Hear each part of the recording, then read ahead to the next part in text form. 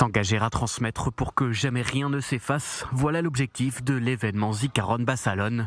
Chaque année, à l'occasion de la journée commémorative en mémoire des victimes de la Shoah en Israël, le département intégration et Alia de la mairie de Tel Aviv-Jaffa organise ce type de rassemblement. 120 en tout cette année en 4 langues. À chaque manifestation, son orateur. Ici, au centre communautaire de Neve Tzedek, la parole est donnée à Maurice Rafovitz, enfant caché pendant la Seconde Guerre mondiale. C'est très émouvant de parler devant un public en Israël, un public qui est averti, qui connaît bien le problème.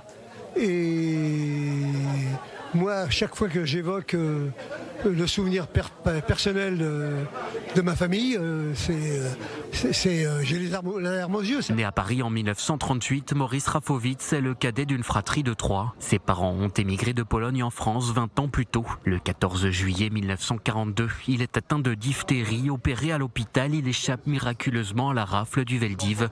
2 jours plus tard, près de 13 000 juifs sont arrêtés, dont sa famille. Direction les camps de la mort.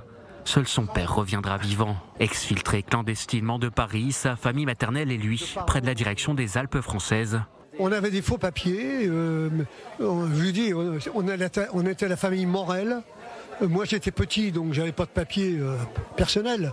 Mais mes tantes, mes oncles, mon grand-père qui parlait uniquement le yiddish, on lui avait dit de ne pas parler, de jouer les muets, les sourds-muets, parce que s'il avait ouvert la bouche, il aurait été également pris. C'est à Engin, un village isolé de l'Isère, que Maurice Rafovitz grandit jusqu'à la débâcle allemande. Il est hébergé par la famille Second, aujourd'hui reconnue juste parmi les nations. Le dossier donc a été accepté par Yad Vashem.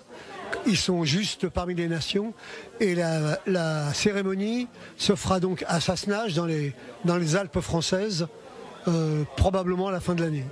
Voilà. Donc c'est une... Pardon ? Ah, absolument, je veux pas louper ça.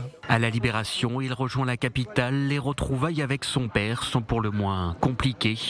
Et mon père, je l'avais oublié également.